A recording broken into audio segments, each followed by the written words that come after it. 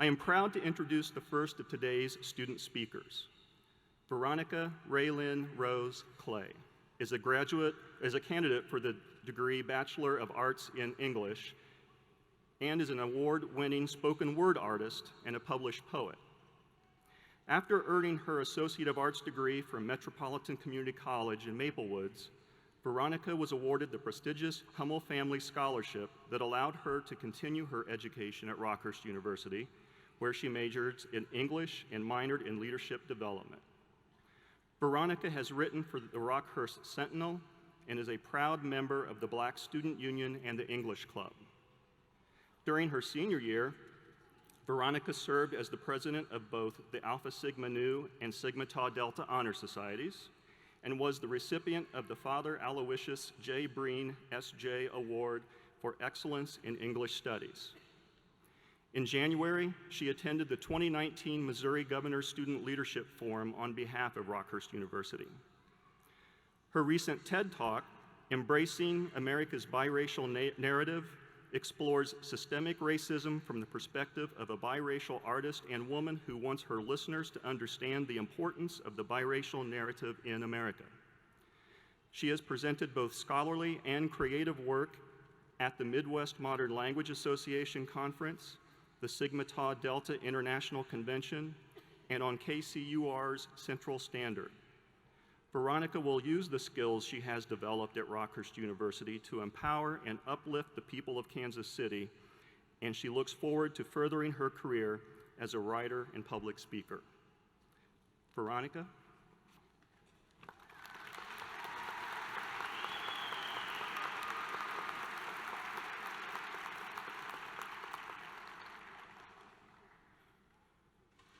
I thank God, my Father, for guiding me, my parents, Raymond and Christina, for their constant love and support, my brother, Isaac, for the endless laughter and joy, and the Hummel family for choosing me. I would not be here without all of you. Thank you. In his book, Invisible Man, Ralph Ellison writes of those overlooked by history, who are, as he says, too obscure for learned classification, too silent for the most sensitive recorders of sound. And he wonders what happens to those outsiders. As a biracial, quasi-first generation transfer student from Maple Woods Community College, I was a stranger in the village of the four-year institution. I was an outsider. I often felt small and inadequate as I wrestled with a sense of unbelonging. To cope with this, I unintentionally became a chameleon. Taking on the skin of my environment, I was hyper-aware of my appearance, attempting to make it acceptable in the eyes of people who probably did not even see me and who could care less about my being. I became a mockingbird, constantly conscious of code switching and correcting the ain'ts and double negatives of my African American vernacular, an attempt to appease the ears of people who definitely weren't listening to me. I became a storm front, hiding the light that once shined in my eyes in efforts to keep others cool. I remember telling my parents one night, I wish I was invisible, because I couldn't bear the eyes burning on my skin, my hair, my body, that I failed to make small enough to not take up time and space. I was uncomfortable. But my mama always told me, you rob the world when you choose to be anybody other than yourself. And while it took me some time, I finally recognized that I had to stop trying to find my place in the world and make it. So I began embracing my idiosyncrasies, my grown man laugh, and the fact that I do a happy dance before I eat, and the complexity of my story, because it is mine alone and nobody else has the power to tell it for me. I am still learning to hold my head high and smile with pride whenever someone says I seem different, because it must mean I am doing something right. In my pursuit of authenticity, as I developed my ability to voice my opinions and stand my ground, I made enemies. But I've also found friends and family in the Rockhurst community who supported me as I embraced my individuality and began to flourish.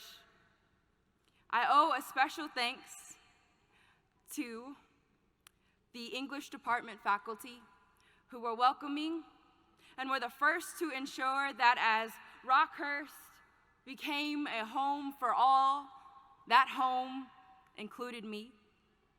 I eventually began to shirk off my cloak of invisibility and shine again. I was restored to my childhood's buoyancy and brightness, but I've also developed a quiet confidence and assurance that I am who I am supposed to be, and because of this, I belong. I was given a song that only I can sing in my own frequency, and I intend to use my voice as a homing beacon, welcoming all the outsiders and signaling to them that they, like me, are seen. Class of 2019. There are 3 things you should know, all of which you will probably forget in your excitement to walk across the stage. Nevertheless, I'm gonna tell you anyway. 1, as your journey continues, you will encounter outsiders. Love them and embrace them. You may be the one who benefits most from their uniqueness. 2, you may have the privilege of being an outsider. If you do, welcome it. And you will learn more about your own identity than you ever could while belonging. And 3, you are powerful.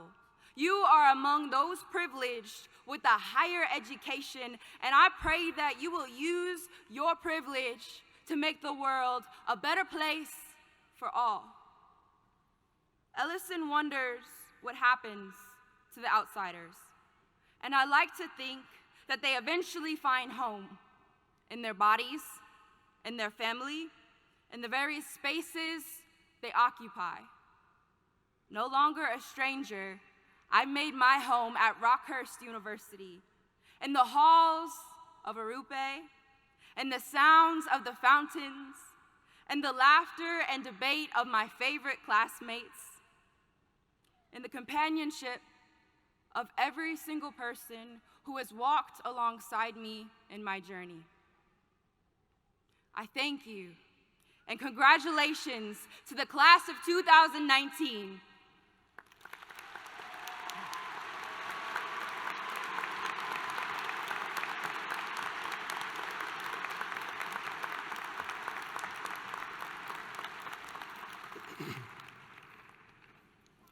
I'll go off script here for just a second. Even though we're here to congratulate our graduates, I have to say congratulations to Veronica's parents, because they must have done something right. Unbeknownst to us, when we selected Veronica as the undergraduate commencement speaker, Isaac, her brother, was selected to be the commencement speaker at Metropolitan Community College. So congratulations to the family.